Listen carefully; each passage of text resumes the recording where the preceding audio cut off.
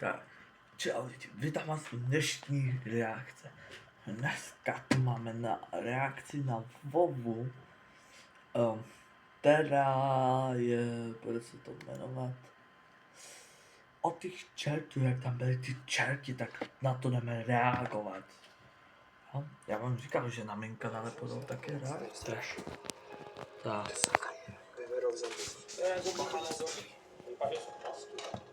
Tak prostě pojďme na tato video reagovat. No. Tak, jdeme na to.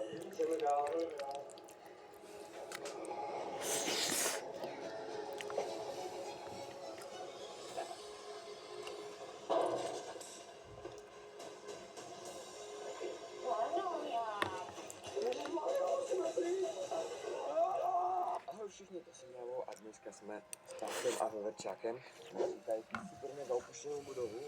Slyšeli jsme, že tam straší, tak to jdeme zjistit.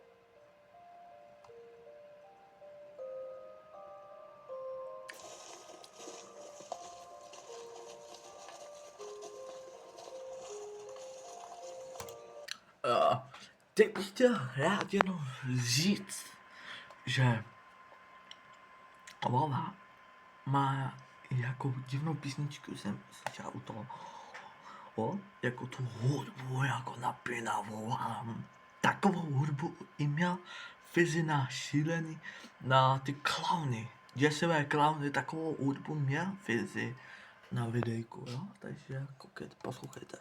Dívejte, to je ono. Kluci, počkejte na mě. Fakt divný, to má bez stejnou. Takové čuchly jsem ještě nelez. Tak jsme našli nějakou díru v okně. A jsem se fakt zvědavý, jak budou vypadat všechny ty čerty. No, tak jdem tam.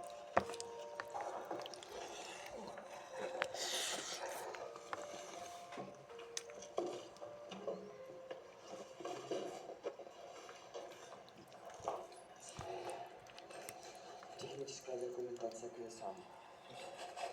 Ale už je otevřený. A 11 minut to video. To je přímo nastavený, tak, aby tam člověk vlez prostě. Tady mám druhou kameru a vidíme se tam. Tak jo, čau. Tak, tady mám cestu přes střechu. Tak, ale nevím, jak se tam dostat.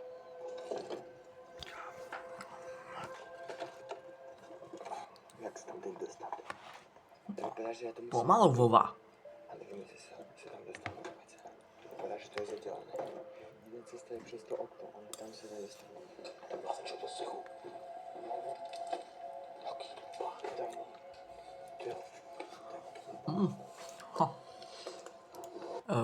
Pokud se vám toto video líbí, jako, dejte like.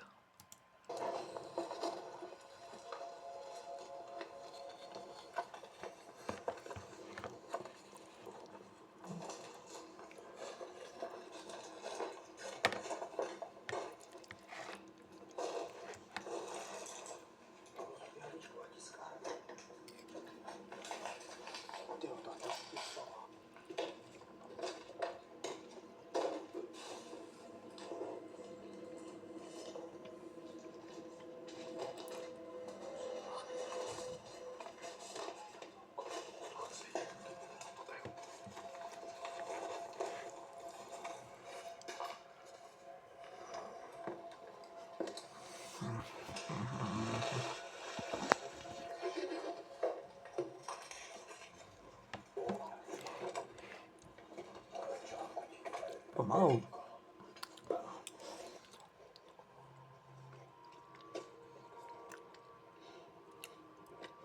Nějaký sklep, nebo co to je, kuňa.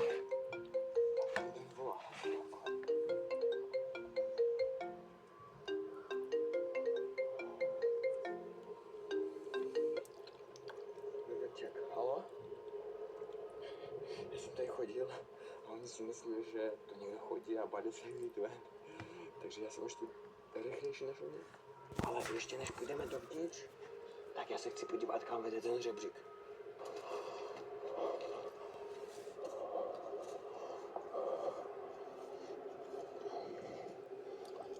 Jsem zvědavý, jak se tady straším. Zatím jen pár divných zvuků.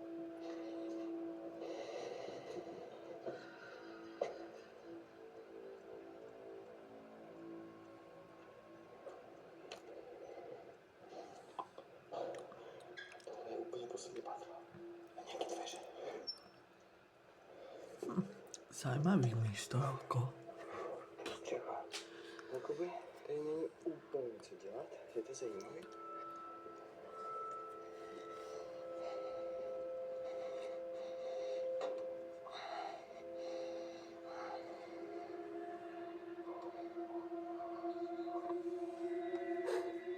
Tak, tady máme střechu.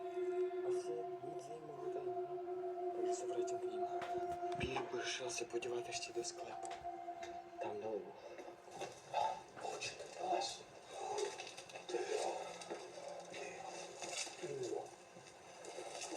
Kotle. Tak asi můžeme jít dál. Jo, jdeme. Jdeme.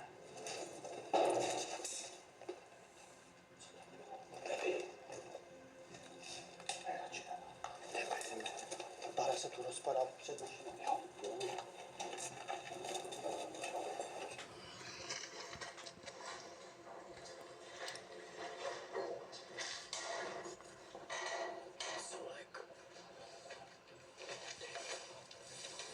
Zas budeme špinaví, jako vždycky.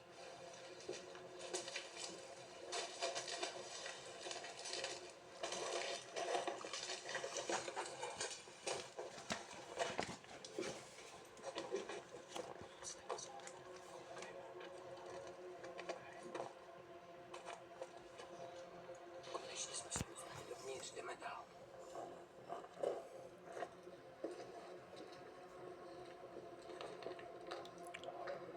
Budu potřebovat silovku taky. To bys chtěl, jo? To je přímo pro tebe. Tak si ho vem sebou.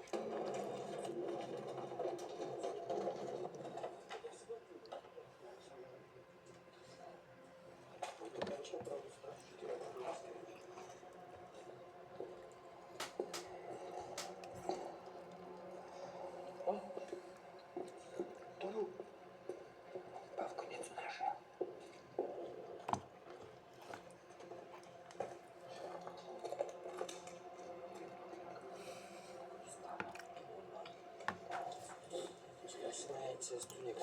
Moc hezká jako motorka. Jako taková starší, jako stará motorka. Mezi opuštěným banáku, to bych tam nikdy nenašel. Jdeme pokračovat.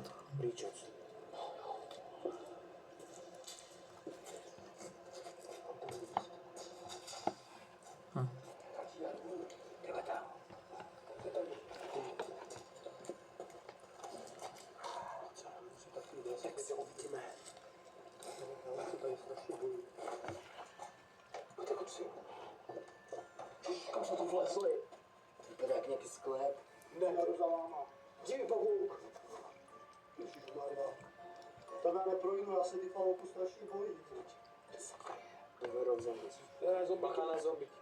Ježišmarja. Jsou zombici. To je kostra. Ježišmarja, co tu dělá Pepa? Pojď, co to je? Vypadá z plasty. To je halloweenský asi jenom. Takže v pohodě nemusíte se bát. Jdem dál, pojďte. Ježišina. Moc děsivý. Jako obraz.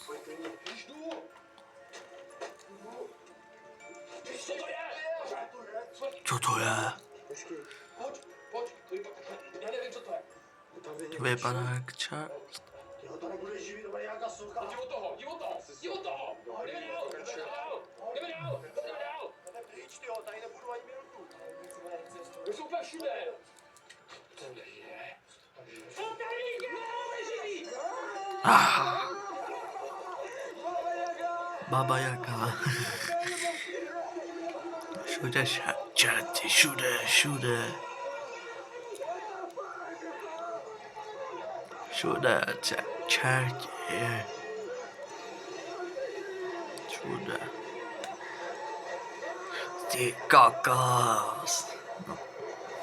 jako... Ha.